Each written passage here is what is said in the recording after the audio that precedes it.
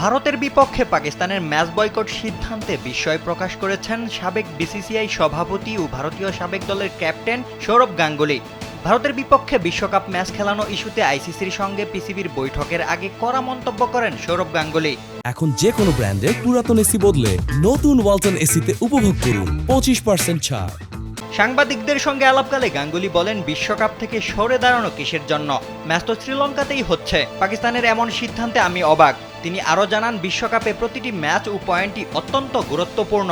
এমন ম্যাচ না খেললে তার প্রভাব সরাসরি দলের উপরই পড়বে।